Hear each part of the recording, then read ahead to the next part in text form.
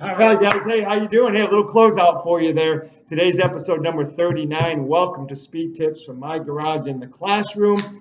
Today, what we're going to talk about in episode 39 is the jump stop split step technique, but this is called offset. So I did kind of a little, in my intro there, I did a little bit of a closeout, like maybe a basketball player or a soccer player when they're marking someone. They don't come straight at you. They turn on a side. A tennis athlete is going to come straight at the net or straight at the ball because they have no idea where the ball is going to go. And it's not like they can push the ball to one side. They have no control over that. The player can hit it by them. So they're going to square up. As where a basketball player is going to sometimes try to enforce a part of the court, okay, and take away another part of the court. Or a soccer athlete is going to keep an offensive player in one section of the field and not let him go to another section. Okay, so we'll talk about that. And then the other one is a very simple one. It's called the lateral stop, which would happen off a shuffle. The rotational stop, which would be more shuttle run type or coming off a lateral, like if we did kind of a lateral run step and turn. This shuffle stop is very basic, very simple, but extremely important, really important points I want to make on this so that we make sure we understand what we're teaching and why we're teaching. Okay, so let's do the shuffle first. The shuffle stop. And this, by the way, is the last section. This is part 3 of the deceleration series here. So this is really the last one. There's some other small ones, but they kind of filter right into the other movements we've already done. So on the shuffle, let me make sure we're low enough here. When I do the shuffle, the main thing you have to get across to your athletes is in a reactive situation, which is their sport, okay? They don't have a predetermined area or a way to stop.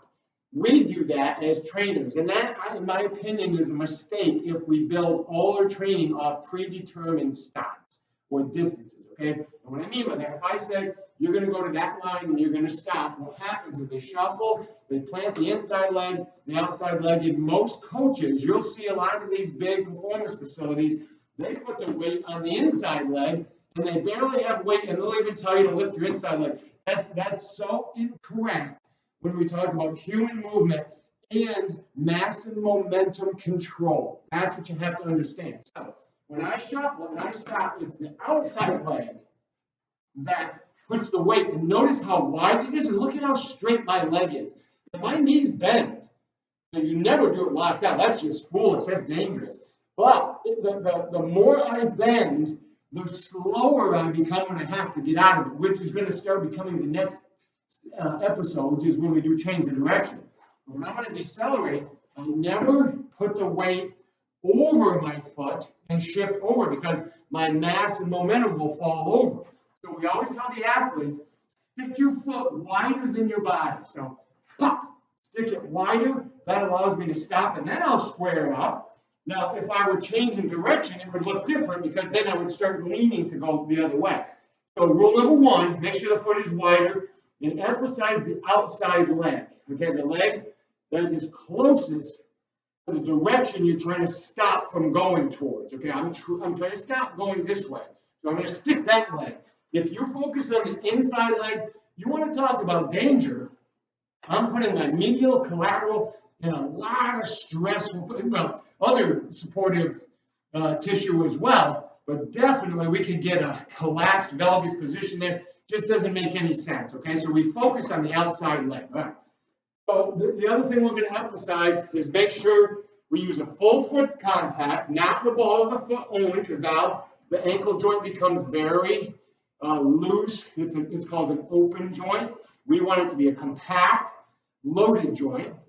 And we want to make sure that our foot is wider than our knee and our knee is wider than our hip, okay? So I don't want to be here. I want to be here, okay? So how will we teach it? We can literally start them like this and we just say, step and stick, stick, stick. Okay, then we give them a shuffle, stick. And then we give them more speed, and that's how you build it up. You can do this with 200 kids just like that. Very easy, okay? Let's do the second one. The second one is a split step, but it's offset. Here's the difference. When I do a regular split step or jump step, I land pretty much symmetrical, and both heels hit at the same time. But now when I do a closer, let's say you're the offensive player, and I want to keep you over on that side to my right.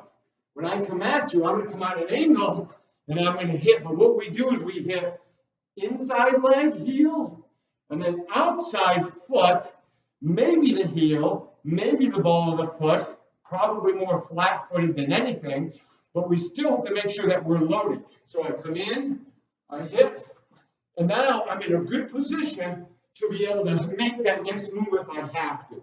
So it isn't a double symmetrical landing.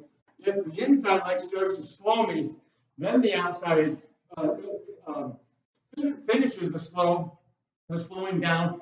But that's the leg that will help project me in a new direction if I have to. So I'll hit, and then if I have to shuffle again. Okay, so inside to outside leg. Okay, so hey, there's two final deceleration patterns I want you to implement, and make sure you set up your system for your speed camps where you can manage the large group of athletes, and make sure these skills can be easily implemented and taught and rehearsed and given feedback, and make sure you relate it. Like I just relayed to you, I could be a soccer defender, I could be a basketball player closing out, I could be a football player filling a gap or whatever. Okay, so relate it to them, it makes more sense to them, and then they're like, oh, okay, yeah, that makes sense to me. All right, so hey, have fun with that. We'll see you tomorrow.